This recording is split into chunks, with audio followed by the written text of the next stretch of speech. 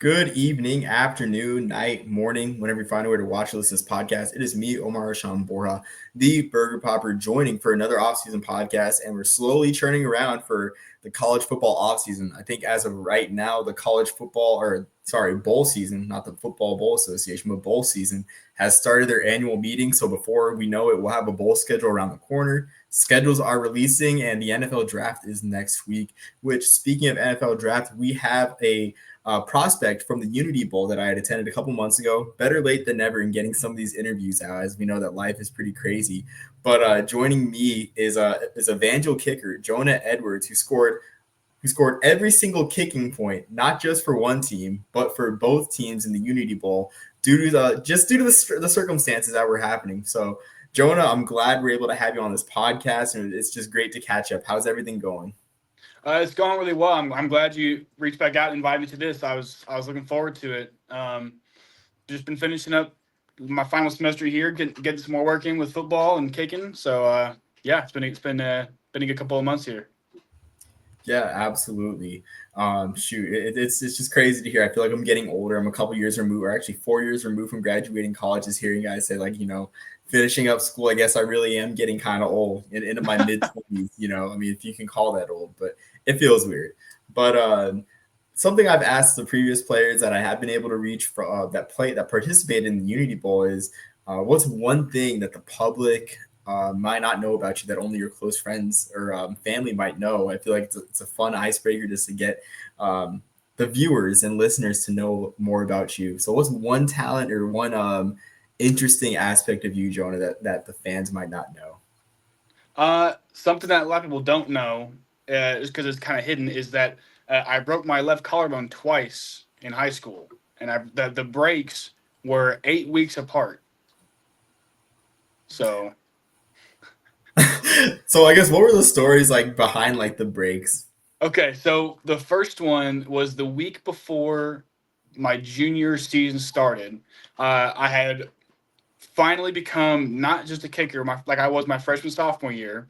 I was starting tight end and I was starting linebacker or corner. I was in both of those, and we were doing a round robin scrimmage, and I was at tight end. Went out for a pass, but got about 20 yards, and then I got hit in the leg, hit in the back, and then hit in the side, and it turned me over, and they all just landed on me on my shoulder. And being just the way that I was raised of toughing it out, I mean, it broke right there. It snapped. And I tried to like move my arm around, and I went back in the huddle for another play. And the very next play, I was supposed to block somebody, and all they did was hit me in my left shoulder, and I was just done for. Trainer pulled me off, and he's like, "Yeah, you're done." So Well, I guess that answers like one of the questions I had about your journey as a kicker. I mean, I didn't know that you played linebacker and tight end in high school. I know a lot of guys, they go the soccer route to kicking. That's what happened to my high school team. We had a couple of guys that decided they were tired of the soccer team and just, was a kicker, and they became our kicker. And I guess, I don't know, maybe it's just for, I guess, the glory of playing high school football compared to high oh school yeah. soccer that drew them in. Nothing against soccer. But a question I have with that, I guess, just following up with that is, looking at your stat sheet with Evangel, I noticed that you have a single carry and you also caught a pass for 5 yards. I guess, can you walk me through like what happened on both those plays? Okay. I have never gone out for a pass, and I don't have any receptions or any. And I never held the ball and ran it. I think those are just stats that were maybe for my holder, and Oh, and he should have got them. I'm not sure how I got it. I know there's another number 32, but he was on defense, so I don't know how that kind of worked out. My dad saw that too. And he asked me about that. He's like, I don't remember that happening, and it never did. I never got the ball except to kick. So, but I did know that was the thing. I was wondering if you're gonna ask about that.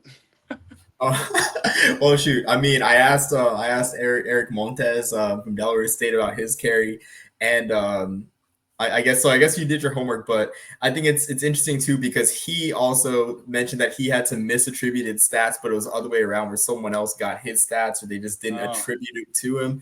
So I figured I'd ask because I love trick plays, I love fake field goals, so I wanted to know like the inside story if there is like a cool play call or just a dire situation that called for a fake field goal, but I guess not. The only thing I could see is I'm pretty sure it was my freshman year. It was the opening kickoff versus Baker, and we did an onside kick, and I recovered it myself. And I mean, I definitely didn't go 5 yards with the ball. I mean, I just dropped on it. So, but that's the only way I could see me potentially having a carry. Is from that. Yeah, and I know that I don't even think onside kicks are even considered like kick returns. Like you can't I didn't advance it. think so either, but that's the only time I ever touched the ball besides to kick it. So So was that the only onside kick that you recovered or had recovered by your by the kickoff team in your career at Evangel? no, we've had many successful onside kicks. The majority of them came my freshman and sophomore year when we played teams like Grandview and Baker.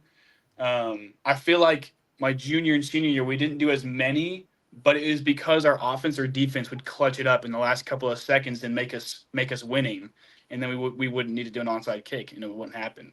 But I know my freshman sophomore year, there's plenty of film, and I can remember plenty of times when we did onside kicks and were successful with them. So my question is too. I'm always fascinated by special teams. That's what I played in high school mostly, and also too just onside kicks. I mean, one of my favorite NFL games of all time is when Younghoe Koo had the 3 onside kicks that the Falcons recovered. It's just an amazing feat. Like that's like one of the hardest things to do in all of sports, multiple onside kicks. So I guess what goes into your strategy for onside kicks? Are you a pop the ball up kind of guy? Do you go for the funny bounces? I noticed that, and then of course with you saying that you recovered your own onside kick, are you kind of a dribbler guy? Like what's your strategy for onside kicks? So it's kind of different depending on the call that the coaches have. Here, I mean, college for me, onside wise, was a lot different from high school. High school, it was you're just lining up the ball in the middle of the field, and if we're gonna onside it, just kick it as hard as you can, 10 yards in one direction. There was no game plan. Here, they had more of a I lined up in the same spot every time, that way they couldn't tell which way the onside was going to go to, and then they'd call it from the sideline. They'd tell us which way to go, and that's how we would do it. Um, but for like a right or a left onside, I would mostly try to kick it as high as I could on the ball and make it do a couple of bounces, and then and I wanted it to pop up over the first line and let our guys get under and catch it. And then for the one that I did it myself, I would just kind of swipe under the ball as low as I could and let it backspin. It would be in the air and then backspin and kind of slow down to about 10 yards, and then that's when I would drop on it. Okay, well, that's interesting for the ones you recovered because from what I've seen, probably like most notably the one that Pat McAfee did that one game against the Texans like years back, is you just kick it straight to the ground, you sprint after it, and then you box out like it's a rebound, and then hop on it. So it's interesting to hear you use the backspin because I know that that's the backspin is something that's mastered by a lot of the Australian punters, which like makes their punts like makes them so effective. I mean, Oh, yeah. for lack of a better term. Oh, yeah. So, I mean, the other kicker here, Jeremiah Blakely, he definitely prefers to hit it on top and then go like box out, or what the coach has is there's two guys that will line up next to the kicker and they'll go box it out, and you just focus on getting the ball. So I've practiced that since high school. Before I even knew that we were going to do that in college. In high school, my dad brought it up one day, and I just started practicing it, and I've always done it from the bottom. I just found it easier to control. Okay, wow. I didn't know that. I guess they use other players on the kickoff team as box outs as well. And it's funny you mentioned the high school like the lack of strategy in high school, because honestly, our onside strategy is just like kick it in one direction and then knock the snot. Like everyone else knock the snot out of one guy. Exactly. Yeah.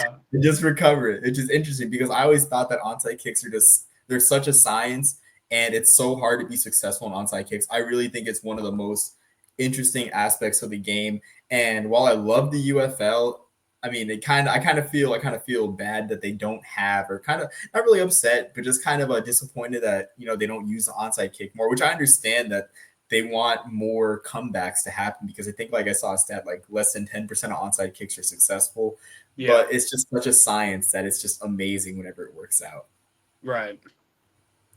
Yeah, but going on to my next question. So I guess it's kind of a multifaceted question, just now given that with the knowledge of your past, I guess your past time at other positions like tight end and linebacker. So I guess who were the sort of the players that inspired your gameplay? I've asked this on other podcasts with the other players in the Unity Bowl. I guess who inspired your gameplay first at linebacker and tight end, but also too as a kicker? I feel like on the surface, kicking seems simple, which we both know it's not. But I wonder if there's like a kicker that you sort of like mimic, like their style, their approach to the ball, their mannerisms. I'm interested to find out more about that. Well, so for other positions, I've never really had like a role model. I know that on defense, my uncles are super big into sports, super big into football. Ever since I've been a kid, like all they wanted to make me was this big old beast that could run through everybody and just be super physical. So I know from the only player that I can think of that I kind of wanted to be like when I was playing defense, like a linebacker or something, was Lawrence Taylor. So I'm nothing like him. I'm nowhere as ferocious as he is. But I remember whenever I'd be at linebacker or even at corner, all I wanted to do was just hit somebody as hard as I could. So I would just try to find her with the ball and then just put my face mask in their chin and try to blow them up. Tight end, never really had that role model. Really, I just enjoyed being out there. And in high school, I was primarily, despite my size, I was primarily a blocking tight end. For some reason, they didn't like to throw me the ball, even though in practice, I never dropped a catch in practice, never once. And in game, I never dropped a pass. But I mean, after the first couple of weeks of them putting me at blocking tight end, I loved it. I loved getting down low, being in the front lines, and just getting up all in that action on the front line and blocking. I never really had a role model there. But I'd say my biggest role model for kicking would have to be my kicking coach, um, Jason Starofsky. He played professionally for a few years, and I don't think I've ever seen anybody that kicks like him or that kicks like me because I've modeled my kicking after him just based off of what he's taught me. Um, and when I try to teach people or show people how I kick, they always think it's a little bit strange, like how my foot is placed, like my body placement. Um, Now I have been compared to Pat McAfee in terms of being a kicker because I'm such a physical kicker. Like I have before asked my team to not tackle the returner so that I could get a tackle. So especially in college, I've been missing that contact that I got back in high school, being on offense and defense. So obviously they never let anybody through for me to hit, but I will say I do have 6 career tackles at Evangel alone. So I did get my fair share. So Yeah, I noticed that. I noticed the tackle total was a bit high for a kicker, but I mean, it all makes sense now. It all makes sense. You're just trying to get your licks in and oh yeah. whatnot. Which leads me to my next question. I mean, I guess back to kicking. So looking at your career, right? 36 made field goals. Uh, I guess what are some of your favorite kicks at Evangel? Like, what are your favorite kicks to relive?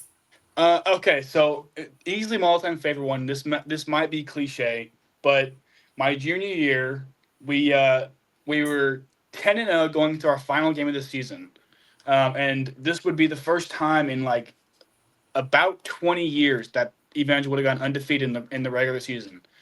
And we're playing this team. We're playing Bethel, and it's pretty neck and neck.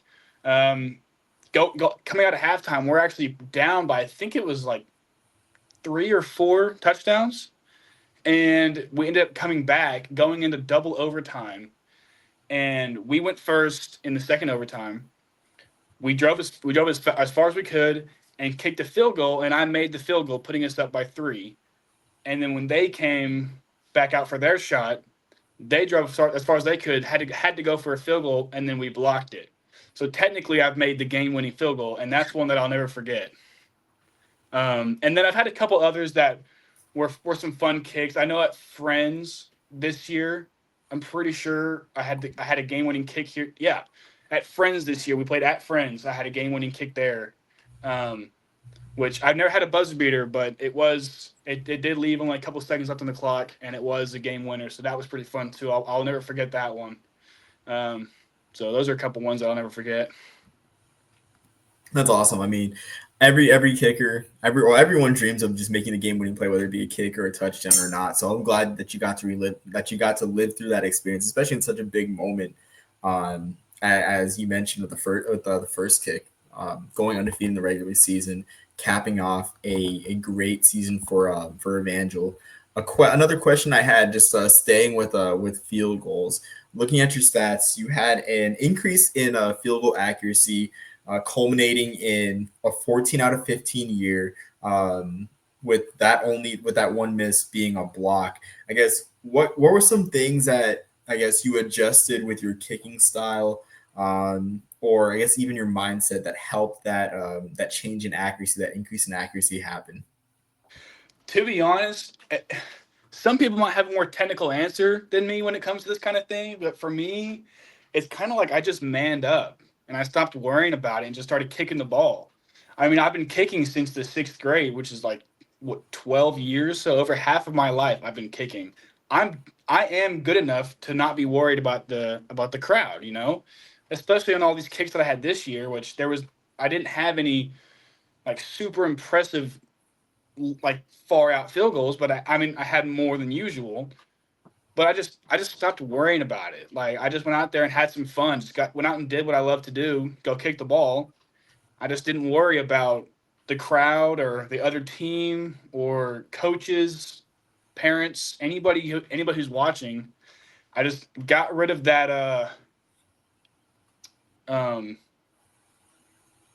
I can't think of the word, pressure that I put on myself the last few years, and just kind of manned up and just started having some fun. Just started kicking the ball like I know I can. I mean, that's great. I mean, sometimes I guess it is all mental. Like, I mean, there's, Oh yeah. technique and everything can only take you so far, but it's the mental. It's probably the biggest barrier in a lot of aspects of life to get through. So that's amazing to hear. Going back to Evangel as a whole during your time there, Evangel struggled in the couple years before you got there, but man, I mean, they had some great years with you there at the helm, with you there kicking. 3 straight winning seasons to finish your career, including that 11-1 year, then 8-2 finish this year. I guess what were some things that you noticed with the team throughout your time there to help just bring this era of success for Evangel? Well, one thing I will say is I would contribute a lot of the success to how close knit the team got while I was here. Um, I'm not saying they weren't before because I wasn't here. I'm not sure how. I didn't know how close they were. I know they were already close when I got here, but the difference in um, community from when I first got here to now has changed dramatically. And I feel like all the players, there's no more like cliques. Like there's no more like, oh, we're the DBs or we know each other from home. Like, so we're gonna hang out. Everybody hangs out with everybody. Everybody's friends with everybody. Everybody's brothers with everybody. Like nobody's left out. Nobody's off on their own, and nobody's in their own little group. Like you have people that you have similar interests with, but you're still on this team, this brotherhood, and we all share one common goal, which is to be the best team in the conference, in the nation. So, and I do think a lot of that comes from our faith and our Coach Hepla. He puts a lot of focus on our faith and our relationship with Christ. And I think that's such a great thing. And I think that it's very awesome that a man like him is going to step into the AD role. It's a little sidetrack right there. I think that it'll be a very good thing for Evangel Athletics that he's stepping into that role because he has been such a good role model a good head coach for this team. And I feel like a lot of guys, I know that I personally have benefited from him being the head coach, but I know that a lot of other guys have too. And I think that's definitely a big reason for our success is just there's no like conflict between but like within the team. Obviously you have your like little beefs here and there, but nothing that ever lasts more than a couple of hours. And we're all so tight knit that conflict resolve very easily. So I do think that we are very successful just because we're so like we're such a family and we realize that. Yeah, that's amazing. Honestly, it's amazing what the Lord can do just by connecting us with certain people, especially through sports, through the community that we gain through sports. Which makes me want to ask about which I forgot to ask, I guess earlier, was what brought you to Evangel. But I guess it works out now. How what brought you to Evangel, and what were some ways that you saw God work through you at Evangel, aside from the team, the camaraderie of the team, the community built in faith? Like, what were some ways that God worked through you or for you in Evangel? So getting to Evangel was a little bit interesting. Coming out of my senior year of high school, or coming out of my senior season of football, I didn't really have any looks or offers to play anywhere. It wasn't really until after it ended, or maybe even into my second semester of senior year, when I started hearing from a couple of schools and went on a couple of visits. Um, but I think what solidified Evangel was the fact that I knew a couple of guys on the team at Evangel that went to my high school. One being RJ Wakely. I don't know. I'm not sure if you know who he is, but he was the quarterback for my freshman, sophomore, and junior year. And so coming and knowing somebody versus going to a school like I had another offer to SNU, which was a great school. Like I almost went there, but just the fact that I knew people at Evangel kind of made me feel a little more comfortable coming here. And then when I visited here, finally one day, it just kind of felt like this is where I was meant to be. It kind of um, felt like my old high school, which gave me a little bit of comfort and a little bit of ease because it's not a very big campus. And like I visited a couple other campuses, and there are some pretty big college campuses that I don't think I would have survived on. So I think a small campus like this was definitely the right move for me. And while being here, I know my freshman year was pretty rough for me in like mentally, but having the coaches that I had and being able to open up to people about that definitely helped me. After my freshman year, um, I really realized that I needed to step it up in my relationship with the Lord, and I got in connection with my dad and an old youth pastor that I used to have. I started going to Thursday night young adult services at my church back home in Tulsa at Victory Church, um, and I really stepped it up. Started living a little better, and coming back into sophomore year with having the same coaches and Coach Hepla constantly checking on me and making sure that I'm doing all right. It just kind of helped me realize that there are people in my life that want the best for me, and they showed me how a Christian should live. Coach Hepla is a good model of, of a Christian leader. He's one of the most godly people I know. He's always looking out for me, for his other players. He puts us priority. If we need something, we can go to him at any time. We can text him, we can call him, go to his office, and I know that he'll have our back. So this school has definitely helped me in strengthening my walk with the Lord, and I'm very happy that I came to this school.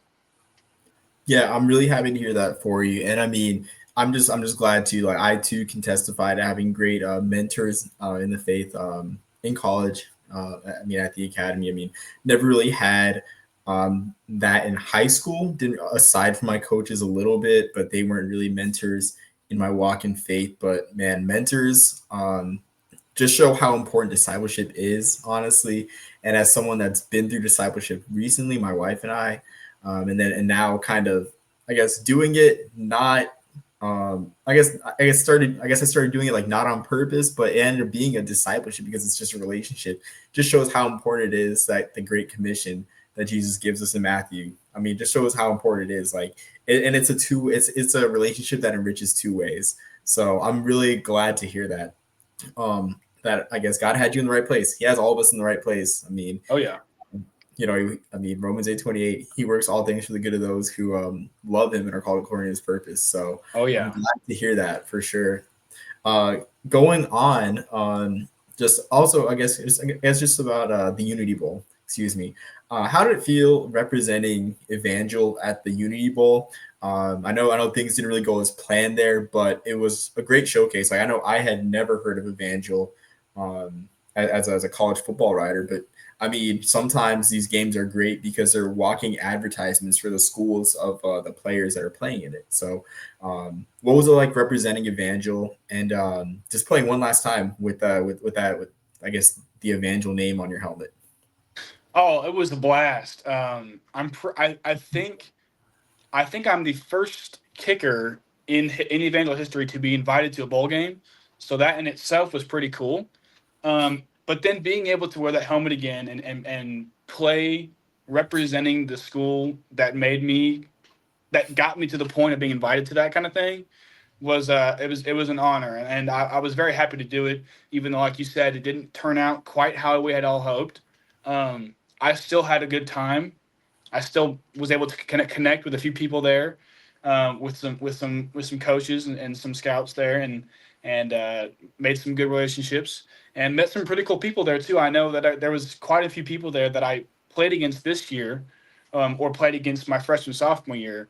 So it was cool to see them, and yeah, it was a great time. I was shocked when I got the invitation, and I remember sharing it with my dad, and both of us were just like kind of in shock, not really thinking that that was something that would happen. Um, so it was pretty fun. Uh, I think it was I definitely think it was a good exposure, especially as you said for the school, because not when people ask me where I go to school at. I'll say Evangel, and most people are typically kind of confused. I'm like, it's some small school in Missouri. You probably never heard of it. But so I think that that was also a good thing that there was teams there, coaches there, scouts there, and I'm there representing one of the best schools in the nation. So I think that it was definitely it was such a fun experience going there and getting to play at with a bunch of players that had so much talent and potential. It was fun to see all the different variety of athlete that I saw there. Yeah, absolutely. I mean, you hit the nail on the head, honestly. I mean, I don't have much else to add, but what a great honor it is to play one more time, like you say. I mean, I know that any football player, including myself, former football player, I should say, would just want one more time just to play and just end one's career on a high note. So I'm glad that you're able to do that. But despite talking about the end of a career, I know that when we talked briefly at the Unity Bowl, there might be some more football ahead of you. So I just want to ask is any updates on your future playing football? Any what teams have you talked to, or anything else happened in this offseason process? So I have gone to a team camp for an indoor team back home, and I've been talking with the head coach and hoping that something still turns out there. I've been putting in a lot of work. They gave me a ball to practice with because the indoor ball is a little bit different than the typical ball that I would use. Um, so I have been putting in some work. I've been practicing. I'm feeling pretty good. Um, Hopefully whenever I graduate, there's more with them. If not, I know that God's got a plan for me. So if it's not meant to be, it's not meant to be. If there's another team, then maybe there's another team. But at the end of the day, I would love to keep playing. I think that'd be such a fun thing, such a fun career to have, to just do something that I enjoy, like this. Like I enjoy going out and kicking every day. I think it's a blast. Um, so I am still putting in that work. I've had that one team camp, but I mean nothing too major has come up yet. But we're still working, still praying, still believing. So Yeah, absolutely. And I mean, I'm praying the best for you. Which I mean, whichever indoor team it is that you sign with, I mean, I will definitely be a fan, especially since my hometown team has been dissolved for this year. They might come back next year, but even if they come back, I'll still be a fan of whatever team that you play for. All right. But I guess that's all the questions I really had. Do you have anything else to add, Jonah, before we end? Anyone else that you wanna shout out, thank, or anything specific that you just wanna just share just before we close this off? Yeah. I mean, I've already kind of mentioned them, but I do want to shout out my dad, who back in sixth grade was the one who, after practice one day, we grabbed that ugly little orange kickoff tee that middle schoolers use, and I kicked an extra point from the 10-yard line, and I made it, and that's kind of what sparked this whole thing. And he's been number one supporter through it all. He's been to every single college game that I've had. Wow. Um, he missed one because he wanted to go to my sister's last high school soccer game, and I kind of felt bad because he texted me and asked me if he could miss my game to go. And I was like, Wow. of course, like you don't even have to ask. Like that's a big deal. So, but I don't even count that. But I still say he's been to every single game in my college career, which is huge support that I feel like not a ton of people have. So I was very thankful for that. My kicking coach, Jason Strowski, he's been coaching me since freshman year of high school. He's been a big support. I always text him when something big comes up. Whenever I have a game, or when I got that bowl game, I texted him immediately. He was super psyched for me. He's been a big supporter. He's always been there to help. I can send him a video and he'll tell me exactly what's wrong, or I can tell him what I'm doing and he'll just encourage me. So a big thanks to him. And then my head coach here, Coach Hepela, he's had so much um, belief in me in my time here. Before I came here, I wasn't sure if I was going to keep playing football. I just didn't know if I was good enough to play college ball. And then I got a call and a visit from Coach Hepla and Coach Dennis Darnell, who's not here anymore. He's went to a different school. But if it hadn't been for them, I wouldn't be doing what I'm doing now. I wouldn't be at the school probably. I wouldn't be still so passionate about playing football. And Coach Hepla has been like my dad away from home. I know I'm not far from home, but the distance is far enough that my parents can't come see me every day. So sometimes it was nice to have a man like Coach Hepla to go talk to and confide in when I needed it. And the amount of advice that he's given me, not just with football, but with life, and the skills he's taught me, has been very valuable to me. And I'm very grateful to have played for a man like him. So, and I, and lastly, obviously, I want to give thanks to the Lord for giving me the gift and giving me the ability and the strength to play this game and the talent to kick. Um, I'm very, very grateful with breath in my lungs and time on this earth to play this game and show people what God has given me. So, Amen. I mean, you can't say more past that, really.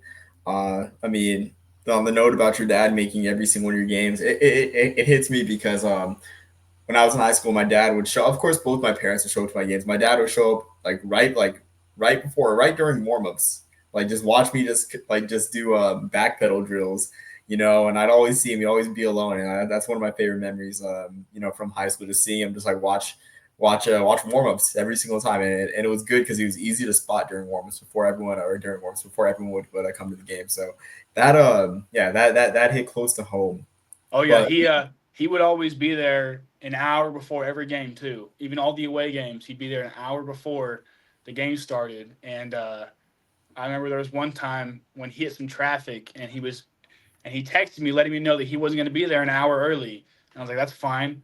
But he would always come an hour early and he would shag the balls as I kicked them. He'd throw them back to me. Well, at one time when he wasn't there an hour early, one of the coaches came up to me and asked me where my dad was, where my shagger was. So I thought it was funny. I told my dad about it, and he didn't realize the coaches noticed he was there that early. So um, I'm very thankful for him and for the effort he put in to be at my games. Yeah, that's amazing. I mean, hopefully you can be at every single one of your pro games if the indoor offer works out. But Jonah, once again, thank you. I mean, this has been a fun conversation. I'd love to have you on the podcast again. I mean, God is good to allow us just to cross paths. I mean, shoot, even like, it's just funny, like the window of time that I'm here, just so only a few months here in Georgia with this particular military assignment, was able to meet a few good players and have some just good conversation, which I've truly enjoyed. But thank you again, Jonah, for taking some time and just being patient too. I know it was a tough reschedule and everything throughout Oh, this it's all day. good. It's all good. But Yeah, I thank you for inviting me on here, man. This is a blast. I was looking forward to it when you mentioned it at the bowl game, and so I've been ready for it, and I'm glad it finally happened. This was a great time. yeah, absolutely. And thank you again. Thanks everyone for listening and watching. You can find this and more off-season content throughout. Starting to come out with more mini documentaries, so stay on the lookout for those. But until next time, everyone, peace, love, and soul, the Burger Popper.